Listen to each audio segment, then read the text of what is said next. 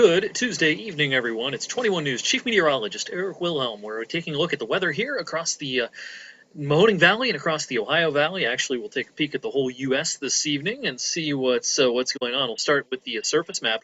Here's what we have going on in the surface map. A little bubble of high pressure across Missouri around St. Louis. We've got a warm front north of there, and down in the south, we've got an area of low pressure around Houston, Texas, with a front extending east. It's been unsettled lately in the deep south. It'll stay pretty damp right into tonight. Taking a look at the wind across the country. This is a cool map that shows the visualization with the wind speed and wind direction across the U.S. As you can see, it's pretty windy down in Texas. These brighter white colors indicative of strong winds out of the west and northwest. Up in our neck of the woods, the wind is not as strong as yesterday.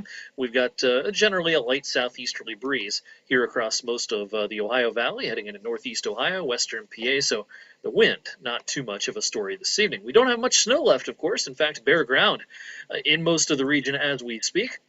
And the latest snow analysis, the snow depth analysis, shows just very, very minor amounts of snow on the ground now in extreme northwestern Pennsylvania and western New York. And, of course, there are higher amounts on the ground closer to where the blizzard hit over the weekend. But Buckeye State is looking bare, and I don't see any accumulating snow coming to the state anytime real soon, with the exception of the snow belt, where there could be some minor accumulations as we head towards the end of the week, and I'll show you why here momentarily. Here's the current radar as of about 5 o'clock or so this evening, with all of that rain down in the deep south. It's a soggy one in Mississippi, Alabama, Georgia. In some places, this is welcome rain. They're still dealing with a drought in parts of the deep south. Notice we do have some snow on the back end of this system across Oklahoma and into southern parts of Kansas, around Wichita and down towards Oklahoma City. Some of this moisture is going to come north and east over the next 24 hours or so, but this does look like a miss for us.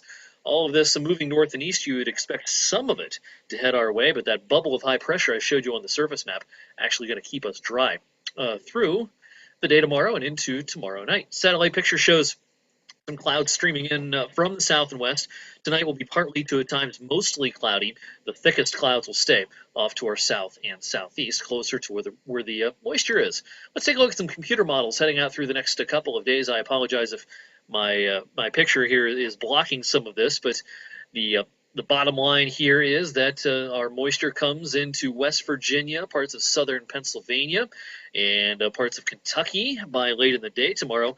The Pittsburgh area, about as far north as any of this should get. They may see a little snow mixed with maybe some sleet and rain from Pittsburgh south and east. Accumulating snow, a sure bet, though, by tomorrow evening in parts of West Virginia, northern parts of Virginia, the panhandle of Maryland, heading over towards the nation's capital. There could be some minor accumulations of wet snow mixed with rain.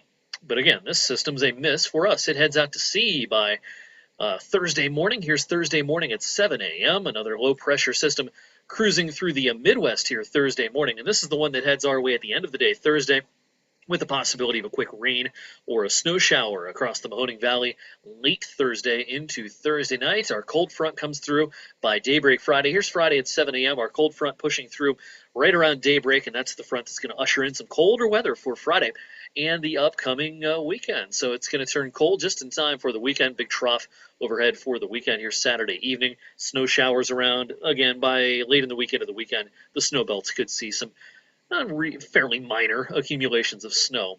That includes, of course, Lake Geauga, Ashtabula counties, heading up into Erie County in Pennsylvania. Let's talk longer range now. Now that we talked about the next 5 days, here's a look at a chart showing the expected temperatures on a long-range computer model here, going all the way out through the 27th or the 28th of the month, so basically the rest of February.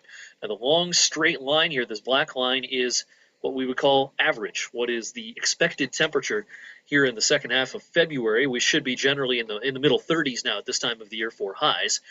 Anytime the lines are above that straight black line, that means it's above average. Anytime this line here is below the straight average line, that means it's below average.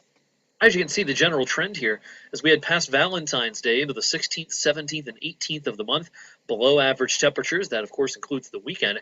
But beyond the weekend, notice there are more days than not where the temperature should be above average, starting early next week and lasting right through the end of the month. So while there probably will be some cool spells here and there, this particular model does not have temperatures as cold as we will see this weekend for the rest of the month. So perhaps the coldest weather for the rest of February is coming our way for the weekend, with generally at or above average temperatures all the way through the end of February, if this model does pan out to be correct. And we are expecting, according to some of the things we look at when we forecast the long range, we are expecting the end of February and much of March to be above average across the eastern two-thirds of the country. Remember, last March was really, really warm.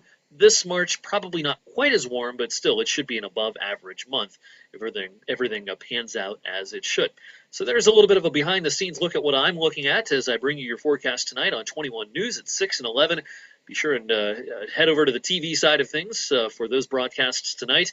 And if you're not able to do that, well, be sure and check out Jess Briganti tomorrow morning, 5, 6, and noon. She'll bring you the latest 21 News forecast. Have a great evening.